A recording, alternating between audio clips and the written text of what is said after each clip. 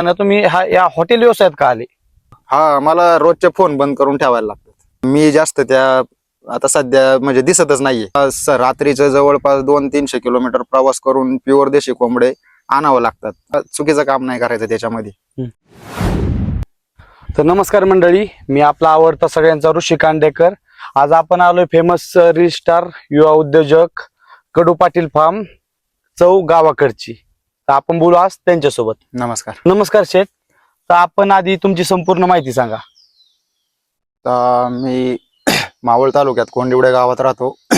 सुरुवातीला माझा पोल्ट्री व्यवसाय होता गावरान पक्ष्यांचा. मग त्यातनं हळूहळू आपण फक्त एक नॉर्मली एक ट्रायल म्हणून आपण एक कोंबडं कापून एका व्यक्तीला दिलं होतं. त्यातली ती जी रील व्हायरल झाली, त्याच्यातून मला हा हॉटेल व्यवसाय सुरू करायला भाग पडले. तुम्ही म्हणजे आधी जेव्हा आपला हॉटेल व्यवसाय नव्हता, त्याच्या आधी तुम्ही काय करत होता? हॉटेल व्यवसायाच्या अगोदर माझा पोल्ट्रीचा व्यवसाय होता.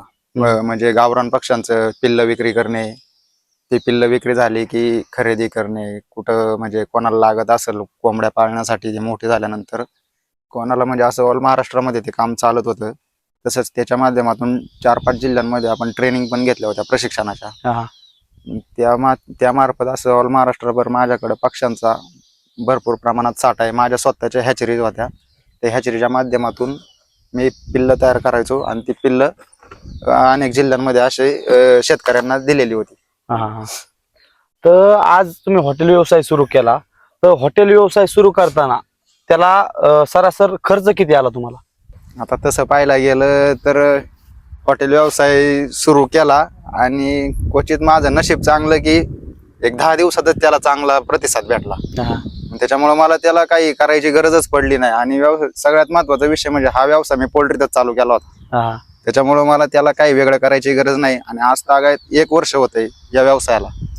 तर ते व्यवसायामध्ये मी अजूनपर्यंत म्हणजे हॉटेल लोक काहीच दिलेला नाही. अच्छा. आपण जर गावाकडं राहतोय आणि गावाकडची चव जर शहरातल्या लोकांना आवडते त्याच्यात, तर त्यामध्ये आपण एसी वगैरे यासारख्या गोष्टी बसून फायदा नाही. म्हणजे प्रॉपर जे सिटीतल्या लोकांना जे गावाकडचं जेवण पाहिजे, तर ते गावाकडचा फील जो पाहिजेच, म्हणजे शेतात बसून किंवा असं वेगळ्या पद्धतीनं. तर त्याच्यामुळे हॉटेलला काहीच खर्च केलेला नाही. माझी सुरुवातच 1 टेबल आणि 4 खुर्च्यांपासून झाली. जसं जसं मग ते हळूहळू व्हायरल व्हायला लागलं, तसं हळूहळू करत मी थोडेफार टेबल वाढवले. म्हणजे पूर्ण असा खर्च काहीच केलेला नाही त्याला. तर जी नवीन बिझनेस मॅन असतात, ते एक चांगलं काहीतरी त्यांची आयडिया असते की एक चांगलं आपण नवीन काहीतरी नाव देऊ आपल्या हॉटेलला. तर कडू फार्म, तर असंच तुम्ही मग का नाव दिलं तुमच्या हॉटेलला? माझे जवळपास 1 लाखाच्या वरती फॉलोअर्स पोल्ट्रीमध्ये होते. माझं पोल्ट्री फार्म हा पोल्ट्री बिझनेस महाराष्ट्रामध्ये म्हणजे मला तर वाटतंय 2 नंबरला फॉलोअर्सच्या बाबतीत होता. म्हणजे कडू पाटील फार्म. माझ्याकडे लोक ट्रेनिंगला यायची, पिल्ल बुकिंग करायची, पिल्ल घेऊन जायचे किंवा अदर सगळ्या काही गोष्टींमध्ये माझं चांगलं म्हणजे इंस्टाग्रामच्या माध्यमातून चांगलं होतं. त्याच्यामुळं माझं इंस्टाग्रामलाच कडू पाटील फार्म पुणे या नावाने मी प्रत्येक पोस्टवरती ते नाव टाकायचो, कडू पाटील फार्म पुणे. मग नंतर मग मी ते हॉटेलला हेच नाव देऊन टाकलं, कडू पाटील फार्म म्हणून. अच्छा. पण आता तुम्ही सांगताय की तुमचा पोल्ट्रीचा बिझनेस होता, मग तो एवढा चांगला चाललो असताना तुम्ही या हॉटेल व्यवसायात का आले? मी तुम्हाला सुरुवातीलाच सांगितलं, मला भाग पडलाय व्यवसायात यानं. सहज पुण्यातनं एक लोक आली होती का त्यांना गावरान कोंबडं खायचं होतं. तर मी सुरुवातीला त्यांना म्हणलो मी तर काही विकत नाहीये, पण त्यांनी मला खूप आग्रह केला की आम्हाला हे. त्यांनी इथं बघितलं होतं माझ्या इथं येऊन मागं की ऑथेंटिक कोंबडा आहे, म्हणजे नाही का जसा गावामध्ये उकरड्यावरती फिरतोय असं मुक्त संचारमध्ये वाढलेला आहे, म्हणजे त्याची चव जरा वेगळी असते. हो बरोबर. ते त्यांना पाहिजे होतं. ते जरा प्रोफेशनल लोक दिसत होते, पण मी पण त्यांना आणि त्यांच्या बरोबर लेडीज पण होत्या. मग त्यांनी घरातील आईला आग्रह केला की आम्हाला एक कोंबडा तरी द्या, बनवून द्या, आम्ही थांबतो बराच वेळ, 1-2 तास. तर मग ते आई बोलले की देऊ. मग मी पण त्यांना ते कटिंग वगैरे करून आणून दिला. पण त्यांना सांगितलं की एवढ्याला कोंबडा जाईल, 1000 रुपयाला कोंबडा जातोय. आमच्या इकडे गावाकडे कमीत कमी प्युअर देशी कोंबडा 900 रुपये 1000 रुपये ह्या रेंजलाच भेटतो. ते म्हणले बनवायचे आम्ही एवढे घेऊ. मग त्यानंतर ते पूर्ण एक कोंबडा बनवून दिल्यानंतर ते भाकरी वेगळं, भात वेगळं. आणि त्यात जर मग नंतर डोक्यात टूप पेटली की बाबा ह्याच्यामध्ये तर पैसे दिसतोय आपल्याला. म्हणजे एका कोंबड्याचे जर तुम्हाला 1700-2000 रुपये होत असतील, तर आपण मग विचार केला की माझं सोशल मीडियावरती जरा आहे, तर मी त्यांची एक मुलाखत घेतली एक हा. 30 सेकंदाची हो. आणि ती सोशल मीडियावर टाकली. मग तिथून जो मला प्रतिसाद भेटत गेला हम्म. तसं म्हणजे मग ते कोंबडे एवढे संपायला लागले की मग नंतर मला वाटलं आता त्याच्यापेक्षा मला हेच बरं वाटतंय, ह्याच्यातच आपण जास्त पैसे कमवू शकतो. तर तुम्ही सांगितलं की पुण्याहून पाहुणे आलते आणि त्याच्या थ्रू तुम्ही बिझनेस व्यवसाय सुरू केला. तर आतापर्यंत म्हणजे असं किती पाहुणे आल्यात, किती जास्त म्हणजे नामांकित पाहुणे आजपर्यंत आलात? आतापर्यंत मी नाव तर नाही घेणार त्यांची, हम्म. पण सगळे टॉप टॉप हॉटेलवाले येऊन गेलेले आहेत आपले इथे. हा. हा म्हणजे आता आपण मोठ्यापणा सांगायचं नाहीये, पण बऱ्यापैकी जे फेमस हॉटेलवाले आहेत हम्म. आपल्या मावळ मधले म्हणा, त्याच्यानंतर इकडं पिंपरी चिंचवड मधले, इकडं खेड शिवापूर साईडला, इकडचे बऱ्याचपैकी चांगले चांगले मोठे मोठे हॉटेलवाले येऊन गेलेत. हा, मग आज मी ऐकतोय की 1 वर्ष झालंय हे हॉटेल चालू करून, पण तसा तुम्हाला खूप चांगला प्रतिसाद भेटलाय असं मला वाटतं. हा, मला रोजचे फोन बंद करून ठेवायला लागतात, कारण की काय होतं आपलं घरगुती हॉटेल आहे हा. आणि या घरगुती मध्ये आम्ही सकाळचं मसाले वगैरे पाट्यावर वाटतो. हा. म्हणजे जेवढ्या प्रमाणात आपल्याला आता आम्हाला कळलं की बा आम्ही रोजचं आम्हाला एवढंच होतंय, हम्म. ह्याच्यावरती होणं शक्य नाही. मग त्याच्यामुळं सकाळी आता सध्या तर 2 दिवस अगोदरच लोक सांगतात की आम्ही या दिवशी येणार आहे. हम्म. म्हणजे तेव्हाच आम्हाला कळून जातं. मग सकाळचं ते कांदा वगैरे चुलीवर भाजायला वेळ जातो, त्याच्यानंतर ते पाट्यावर वाटायला वेळ जातो, घरगुती लोकांना भाकरी पाहिजे ती भाकरी चुलीवरती थोडा वेळ जातो. माणसं सगळी घरातली आहे, असं वेटर वाजतात आचारी वगैरे तसलं काही नाहीये, त्याच्यामुळे आमची चव पण मेंटेन राहते त्याच्यामध्ये. हा, पण आता जर आपला एवढा व्यवसाय चांगला टॉपला गेलाय तर आपल्याला भविष्यात ते करणं गरजेचं आहे. आपल्याला माणसं लागणारच आहेत, तुम्हाला आचार्य आणावंच लागणार आहे, गिराईक म्हणजे जास्त वाढतंय, अजून ते वाढणारच आहेत. मग त्याच्याविषयी तुमची काय प्लॅनिंग? आता मी वर्ष झाले जवळपास, त्यातले 8 महिने मी स्वतः केले. माझ्या इन्स्टा पेजवर जर तुम्ही पाहिलं तर मी जास्त त्या आता सध्या म्हणजे दिसतच नाहीये, कारण की व्हिडिओ काढणारा मीच आहे. परत मला रात्रीचं जवळपास 200-300 किलोमीटर प्रवास करून प्युअर देशी कोंबडे आणावं लागतात. आता सध्या माझ्याकडे जेवढे होते तेवढे संपणार आहे आणि संपले पण आहेत. आणि मी दुसऱ्याच्या भरोशावर राहू शकत नाही, कारण की मी आतापर्यंत कधी चुकीचं आर वगैरे कोंबडे दिलेले नाहीये. आणि मी स्वतः का जातो, कारण की मला चुकीचं काम नाही करायचं त्याच्यामध्ये. बिझनेस तर भरपूर दिसतोय, पण 4-5 महिन्यासाठी मी 2 पैसे कमवू शकतो, पण मला लॉंग टाइम मध्ये काम करायचंय. मग हे रात्रीचा वगैरे प्रवास करून कोंबडे आणणे, त्याच्यानंतर दुसऱ्या दिवशी थोडा स्ट्रेस मध्ये येणे किंवा म्हणजे नाही का झोप वगैरे त्या गोष्टी होत नाही. मग त्याच्यामुळे कधी कधी हॉटेल बंद पण ठेवतो मी, पण असं म्हणजे नाही का कोणी आलं मग द्या आम्हाला, मग कसं पण करून द्या असं नाही करत. बंद म्हणल्यावर बंद, माणूस किती पण लांबून द्या, म्हणजे ते चव आपल्याला खराब नाही करायची. आणि असं बऱ्याच वेळा होतंय, पण आम्ही प्रत्येक पोस्ट मध्ये सांगितलंय की बाबा कॉल करून या, कॉल लागत नसेल किंवा फोन बंद असेल तर हॉटेल एकतर बंद तरी असतं किंवा ऑर्डर फुल असतात. ठीक आहे, बंद असेल तो विषय वेगळा आहे, पण ऑर्डर जर सगळ्या फुल असेल, ऑर्डर कशा फुल असतात, आपल्याकडे सकाळचा खाटे घेतो, म्हणजे सलमान भाई म्हणून येतो आपल्याकडे सकाळचा येतो, आपण त्यांच्याकडनं आपल्याला माहिती आहे आज किती कोंबडे संपणार आहे, तेवढेच कोंबडे कापतो आणि तेवढेच संपतात हे मला पण माहिती आहे. पण जर एखाद्या वेळेस कस्टमर आपल्याला आग्रह करतो का नाही द्याच, पण कोंबडा कटिंग मध्येच नसेल तर आपण देऊच शकत नाही. त्याच्यामुळं या पॉडकास्टच्या माध्यमातून मी एक विनंती करतो की तुम्ही डायरेक्ट येऊ नका, कारण की आल्यावरती तिथून पुढे तुम्हाला 2-3 तास थांबावं लागतं. त्यातल्या त्यात आमच्याकडे कस्टमर चालू असेल तर ते कोंबडा पकडणे, ते परत कटिंग बिटिंग आपल्याला तर येत नाही, ते इथून परत ग्रामीण भागात असल्यामुळं 2-3-4-5 किलोमीटरला असं तो कोंबडा घेऊन कटिंग करणं शक्य नाही. इतर पण कस्टमर बघायचे असतात, परत त्याच्यासाठी आपण करू शकत नाही. या सगळ्या गोष्टी असतात त्याच्यामध्ये. हा, पण जर आपलं कस्टमर येतंय आणि ते माघारी जातंय, मग त्यांनी कस्टमर नाराज पण होऊ शकतं ना. मग त्यासाठी गिरायकाला लवकर सर्व्हिस देण्यासाठी तुम्ही काय प्रयत्न करा? मी प्रत्येक कस्टमरला म्हणजे सांगतो की सर्व्हिसचा प्रॉब्लेम आहे, 100% प्रॉब्लेम आहे. का तर गावरान कोंबडा शिजायला ब्रॉयलर कोंबड्यासारखं ते 15 ते 20 मिनिटात शिजत नाही. तुमचा 6 महिन्याचा कोंबडा असेल तर ते कमीत कमी अर्धा तासाच्या वरती शिजायला वेळ घेतो. आणि एखादा जर मोठा कोंबडा असेल 12-13 महिन्याचा म्हणजे जास्त दिवसाचा, तर तो 1 तास पण घेऊ शकतो. शिट्ट्या कुकरच्या जास्त वाढवायला लागतात. कधी कधी ऑलरेडी कस्टमर 2-3 दिवस अगोदर बुकिंग असतात, मग त्यांचे सोडून आपण येणाऱ्या कस्टमरला लगेच देऊ शकत नाही. आणि तसं सांगितलेलंच आहे बाबा तुम्ही कॉल करूनच या, म्हणजे हे सगळ्यांना जवळपास 99.99% लोकांना माहितीये की कॉल करून गेलं तरच भेटते. आणि 1% लोक अशी आहेत का त्यांना माहित असतं तरी ते पण येतात तिथं का देईन बाबा काहीतरी करून. पण ज्या वेळेस आपल्याकडे कोंबडा कटिंग मध्ये नसतोच त्यावेळेस मी स्वतः देतच नाही. म्हणजे थोडक्यात तुमचं असं म्हणणं आहे की आपल्याला क्वांटिटी नाही, आपल्याला क्वालिटी विकायचं. हा, क्वालिटीज विकायचंय. मला आज रोज म्हणलं तरी मी रोजचे 50-60 कोंबडे कापू शकतो, हा. पण मी 15 ते 20च करतोय. हम्म. मला पैसे माहिती रोज भेटणार आहे त्यांच्यामध्ये, पण क्वालिटी देता येणार नाही हे तेवढं माहिती आहे, कारण की आपण प्रॉपर हॉटेल म्हणा याच्यामध्ये काम केलेलं नाही कधी. हा. आता आमचं जे ठरलेलं आहे प्रमाण आम्ही तेवढंच करतो. मला माहिती आहे जास्त करायला गेलो का पाणी वाढवायला लागेल, पाणी वाढलंय का चव खराब होईल, मसाल्यांचं प्रमाण सगळं बाजूला होऊन जाईल. त्याच्यामुळे मग ते काय होतं, एखादा कस्टमर नाराज झाला तरी काय हरकत नाही असं माझं वैयक्तिक मत आहे, पण क्वालिटीला तडा गेला नाही पाहिजे. बरोबर. हा, मग आज तेच बघतोय की आता इतक्या वेळ प्रश्न होता की इतकं गिऱ्हाईक कशामुळं, तर तुम्ही इतकी व्यवस्थित काळजी घेताय. थोडक्यात त्याच हे कारण असेल की इतकं जास्त गिऱ्हाईक येतंय.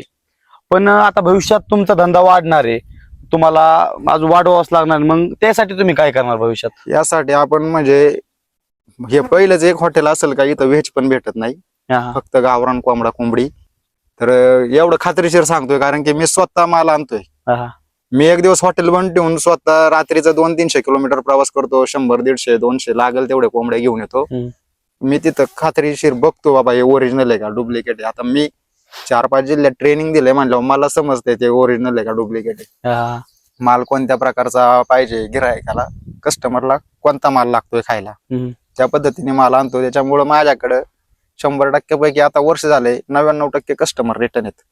आणि 1% कस्टमर रिटर्न का नाही होत त्याचं पण कारण आहे. एक तर गर्दी असली का मला त्यांच्या संग बोलता येत नाही, किंवा एखादं म्हणलं की बाबा फोटो काढायचा आहे आणि स्वतः आम्ही बनवतो त्याच्यामुळे त्या गोष्टीला वेळ देता येत नाही, किंवा गर्दीमध्ये चुकून एखाद्याला बाबा थोडस ह्याच्यामध्ये नाही का म्हणजे जरा जड आवाजात उत्तर गेलं का लोक नाराज होतो. मग त्याच्यामुळे लोक निगेटिव्ह बोलतात, म्हणजे बऱ्यापैकी असा कस्टमर येत नाही. पण आपल्याला कसं माझं एकच टार्गेट आहे, क्वालिटी मध्ये तडजोड नाही. No compromise. हा, भले 2 कस्टमर नाही 3 कस्टमर कमी होऊ द्या, मला रोज 5च टेबल होऊ द्या, पण त्यांना क्वालिटीच दिली पाहिजे. त्यांना सांगितलेल्या वेळेत देण्याचा मी प्रयत्न करतो, अजून या व्हिडिओच्या माध्यमातून सांगतो. कारण की कोंबड्यांवरती डिपेंड आहे किती वेळात शिजायचंय काय कसं. आणि दुसरं महत्वाचं म्हणजे असं आपण समजा 10 कोंबडे घेतले एकत्र शिजवले असं होत नाही. प्रत्येक कोंबड्याचा वेगवेगळा कुकर लावायला लागतो. म्हणजे तुम्ही आज 5 कोंबड्यांची ऑर्डर आहे किंवा 10 कोंबड्यांची ऑर्डर आहे, तर 10 कुकर शिजलेच पाहिजे. असं नाही मग 10 कुकर आहे एका टोपात टाकले, 10 कोंबडे एका टोपात टाकले, ते वन टाइम शिजवलं सगळ्यांना काढून दिलं, असं नाही, असं जमणार नाही. तर तुम्हाला आजपर्यंत व्यवसायात आलेल्या अडचणी त्या काय काय आल्या? मला सुरुवातीला पहिल्या दिवसापासूनच अडचण होती की बाबा टेबल खुर्च्या आणायच्या कुठून, म्हणजे हा व्यवसायच नव्हता आपला. आम्ही मग घरामध्ये केलं, मग घराच्या हॉलमध्ये काय काय लोक बसवली. पाऊस चालू होता, भर पावसात आले ना परिस्थिती अशी. आणि ज्यावेळेस पोल्ट्री मध्ये चालू केलं तर ते पोल्ट्री मध्ये पिल्ल बिल्ल होते, तिथं वास बीस असायचा. पण जेवण चांगलं असल्यामुळे लोक तिथं गार्डन मध्ये येऊन किंवा घराच्या हॉलमध्ये येऊन पण खाल्लेलं आहे लोकांनी. आणि खरं सांगायचं म्हणलं तर 6 महिने तर वॉशरूम पण नव्हतं हॉटेलला, तरी लोक आज 90% रिपीट येतात, परत येतात. परत म्हणजे परत येणारे कस्टमर एवढे आहेत का आज माझे तुम्ही बघितलं तर इंस्टाग्राम वरती 10-10 दिवसांनी एक पोस्ट असते. म्हणजे मला रील टाकलं का मला टेन्शन येतोय, कस्टमर आला तरी टेन्शन येतोय, आता द्यायचं कसं काय एवढ्या लोकांना. लोक लांबून येतात, जवळपास आपल्या पुणे मुंबई हायवे पासून 15 किलोमीटर लांब अंतर आहे आपलं. एवढा लांब येऊन नाराज नाही व्हावं म्हणून आपण फोनवरती तसं ठेवलेलं आहे सिस्टम. फोन करून या. सुरुवातीच्या पहिल्या महिन्यामध्ये मला अक्षरशः बोर्ड लावायला लागायचा 1 वाजतात का जेवण संपलंय म्हणून. मला अंदाज यायचा आता संपणार आहे, लोक तर वाढत चाललेत. कधी कधी तर अशी परिस्थिती झाली का लॉक लावून म्हणजे गायब व्हायची परिस्थिती झाली. तर तुमच्या व्यवसायात तुम्हाला सगळ्यात जास्त पाठिंबा म्हणा, मदत कुणी केली? तसं व्यवसायात आपल्याला घरातली तर लोक आहेच, प्रत्येक घरातली लोक प्रत्येक मुलाच्या मागे यशस्वीपणे उभे राहतात. तसं आमची आई आहे, बायको आहे. त्याच्यानंतर आपल्या मित्रांमध्ये जर पाहिलं तर निस्वार्थीपणे उभा राहणारा मित्र म्हणजे निवृत्तीभाऊ ठाकर, त्यांनी मला खूप मदत केली त्याच्यामध्ये. तर आता जी नवीन तरुण आहेत तर ती या बिझनेस मध्ये हॉटेल व्यवसायामध्ये उतरायच्या इच्छितात, तर त्यांच्याविषयी तुम्ही काय सांगाल? याच्यामध्ये कसं आहे माहिती का, एकतर तुम्हाला ह्या व्यवसायात स्वतः उभं राहता येत असेल तर सगळ्यात महत्वाचं त्यांनी ह्या व्यवसायामध्ये उतरलं पाहिजे. जर तुम्हाला जर त्याच्यामधलं थोडंही काही गणित माहित नसेल तर त्याच्यामध्ये मी तर म्हणतो 100% उतरू नका. कारण की आपण प्रत्येक वेळेस दुसऱ्या माणसावर अवलंबून राहू नाही शकत. हम्म.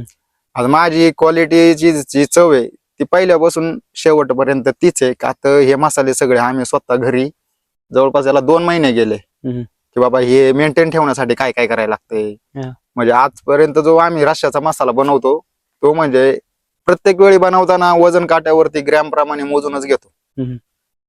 त्याच्यामुळे ती चव म्हणजे 99% लोकांचं सांगणं आहे की ही चव सेमच आहे आणि ती सेमच राहते. हा.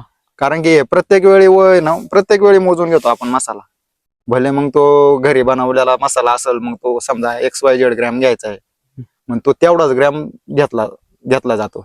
आणि हे सगळे घरातले माणसं करतात, त्याच्यामुळे ही चव मेंटेन राहते. हम्म. मग हे जर आपण जर एखाद्याला तुम्ही हॉटेल टाकलंय म्हणजे नवीन टाकताय, हम्म. तुम्ही जर एखाद्या वस्तादला किंवा आचार्याला म्हणलं हे सगळ्या गोष्टी करून घे, मी 3 महिने वस्तात ठेवून बघितलंय काय परिस्थिती होती मला चांगलं माहिती. म्हणजे आपलं घरचं असल्यामुळे आपण जेवढी काळजी घेतो हा तेवढे वस्ताद म्हणा, आपण वेटर म्हणा, ते तेवढी काळजी घेत नाही. स्वतः मी माझ्या हाताने जरी चुकलं तरी मी टोप भर मसाले टाकून दिलेले आहेत. हा. म्हणजे कधी नवीन नवीन असं व्हायचं का अरे हा मसाला राहिला, मग चवीत जरा फॉल्ट दिसतोय किंवा पांचट लागतंय किंवा हे जास्त झालंय, मी टोप भर मसाले टाकून दिलेले आहेत. हा. म्हणजे कसं कस्टमर नाराज नाही झाला पाहिजे. माणूस फक्त माझं टार्गेट एक असतं, माणूस रिपीट कसा होईल. हा. म्हणजे रोजचे समजा 50 कोंबडे कापायचे तर 20च कोंबडा कापायचा, त्यातले कमीत कमी 15 लोक तरी परत रिपीट कशी होतील हे माझं ध्येय असतं. हा. तर असा तुम्हाला तुमचा व्यवसाय चालू केल्यापासून असं कोणतं म्हणजे गिऱ्हाईक आलं का की त्याच्यामुळे तुम्हाला डायरेक्ट पोलीस स्टेशनला किंवा तुम्हाला खूप अडचणी आल्या, असा प्रसंग कधी तुमच्यासोबत घडलाय का? असा प्रसंग अजून तरी कधी घडलेला नाही. कारण की मी सांगतानाच त्यांना कॉलवर सांगतो का आमचं घरगुती आहे, घराशेजारी आमचं असतं, महिला वगैरे असतात, आजूबाजूला शेत आहेत, तुम्हाला तुमचा आनंद घ्यायचा आहे, आरामात निसर्गाच्या सानिध्यात तुम्ही घ्या, पण गडबड गोंधळ झाला तर म्हणलं तुम्हाला उठायला लागेल. आणि शक्यतो येणारे लोकही असतात, ऑफिसवाले लोक असतात, वाकड इंजवडीत कुठं म्हणजे पिंपरी चिंचवड मध्ये ऑफिसला कुठं असतात, आपले शुक्रवार शनिवार रविवारी एकदम आरामासाठी येत असतात. म्हणजे नाही का निवांत त्यांना कुठंतरी एकदम शांत वातावरणात जेवण करायचं असतं, अशी लोक येतात. आणि शक्यतो काय होतंय आपण ग्राहकांबरोबर म्हणजे असं कधी वागतच नाही का बाबा त्यांना म्हणजे ती गोष्ट ती करतील. त्यांना आलं का इथं आल्यापासूनच त्यांना कळतं का एकदम घरगुती आहे इथं काय, आणि इकडं भांडणं करून काय ना फायदा तरी काय होणार आहे. तर आता आपले जे प्रेक्षक आहेत त्यांना हा व्हिडिओ बघून त्यांना इथं जर यायचं असेल तर एक्झॅक्ट लोकेशन काय आहे की त्यांना ते बघून इथं येता येईल?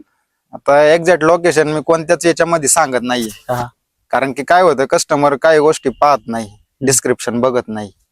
त्याच्यामुळे मी फक्त आपलं 1 वर्षापासून सुरू म्हणजे ज्याच्यावर तडाखा धरलाय मावळ तालुका, मी तेवढंच सांगतो. डायरेक्ट तुम्ही कॉल करा, कॉलवरती तुम्हाला ऑटोमॅटिक लिंक येते. म्हणजे मी ज्या नंबरला सांगेन त्या नंबरला फक्त एकदा हाय केलं का त्याच्यावर सगळी डिटेल जाते. काय होतं लोकांचं एक तर घरगुती असतं, आपल्याला पण आधी मध्ये शेतातली कामं असतात, इतर तुम्हाला सांगितल्याप्रमाणे माल बिल आणायला जायला लागलं मी नसेल तर बंद असते. आता आणि या व्हिडिओच्या माध्यमातून जे लोक व्हिडिओ बघत असतील ना आणि तुमचा व्हिडिओ त्यांच्या माझ्या कस्टमर पर्यंत पोहोचला असेल ना, ते लोक म्हणतात 100% हा माणूस कंटिन्यू किचन मध्येच असतो, आणि हा नसेल तर ते बंद असतं. त्याच्यामुळे मी एक्झॅक्ट लोकेशन सांगू शकत नाही या व्हिडिओत. कारण की काय होतं उद्या ते आपण मी आता ऍड्रेस सांगितला आणि ते येणार, आणि उद्या काही काम असेल काय गोष्टी असेल तर मग त्यांची निराशा होणार इथं येऊन.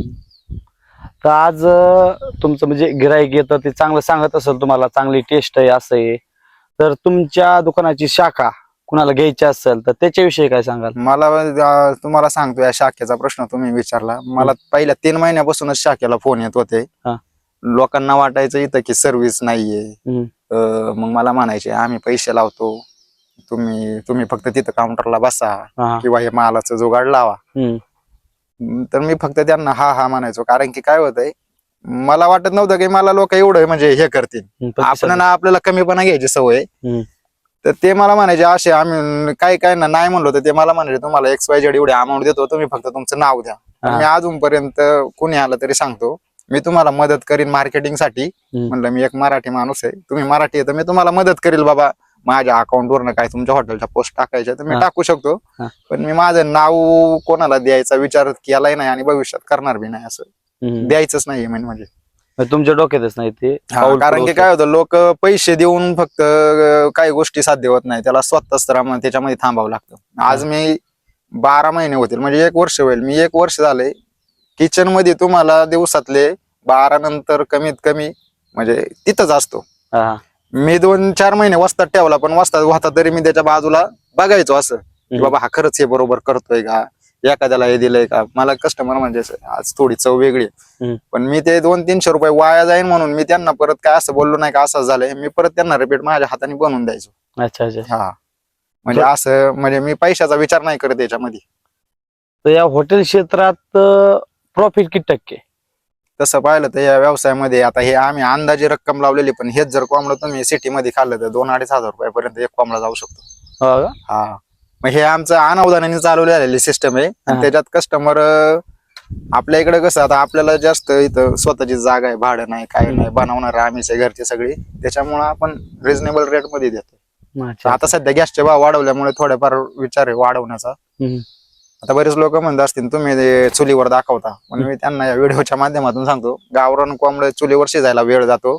आणि अशा आपण एक एक एक एक कोंबडं शिजवायला अशा प्रत्येक 10-15-20 चुली लावू लावावं नाही लागते. शकत.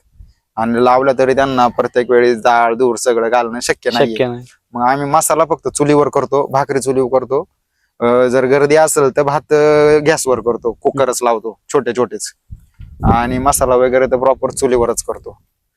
कारण की गावरान कोंबडं चुलीवरती एवढ्या प्रमाणात तयार करणं, एवढे कुकर लावून त्यांना प्रत्येक वेळेस फुंक देणं हे शक्य नाही. शक्य नाही. म्हणजे लोकांचा म्हणजे वेगळं वाटायला नको म्हणून सांगतो.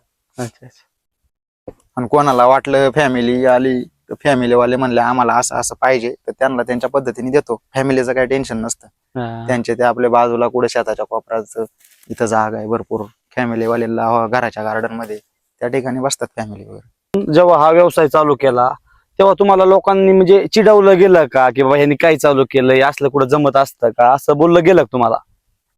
हा, पोल्ट्रीत व्यवसाय चालू केला, लोक मला म्हणायची पोल्ट्री त्याचा कुठे व्यवसाय चालणार आहे. हा. पण प्लस पॉइंट माझ्यासाठी तोच होता का लोकांनी मला डिवचलं. हा. त्या प्लस पॉइंटला मला त्याच्या प्लस करायचं होतं, म्हणून मी त्याच्यामध्ये अजून जोर दिला त्याच्या. आणि हे लोकांनी डिवचलं हेच यशस्वी होण्याचं माझं महत्वाचं कारण आहे. हा. आणि मला असं वाटतं अजून त्यांनी मला डिवचाव, म्हणजे मला अजून जरा भरारी भेटन. बरं भेटेल. मग बघा मित्रांनो, हा व्यवसाय म्हणजे आपला मराठी माणूस पण व्यवसाय करू शकतं हे सेठने आज सिद्ध केलं. त्याच्यामुळं मला पण असं वाटतं की आपण सगळ्यांनी व्यवसाय केला पाहिजे. आणि शेठनी कसं सांगितलं, नुसतं आपल्याला क्वांटिटी नाही, आपल्याला क्वालिटी द्यायची, तर आपण आधी सगळ्यात जास्त क्वालिटीवर महत्व दिलं पाहिजे. त्यावेळेस आपल्याला गिरायकाची कधीच कमी नाही पडणार असं मला वाटतं. तर धन्यवाद शेठ, आपण आम्हाला एवढी महत्वाची माहिती सांगितली त्यासाठी आम्ही आभारी आहेत.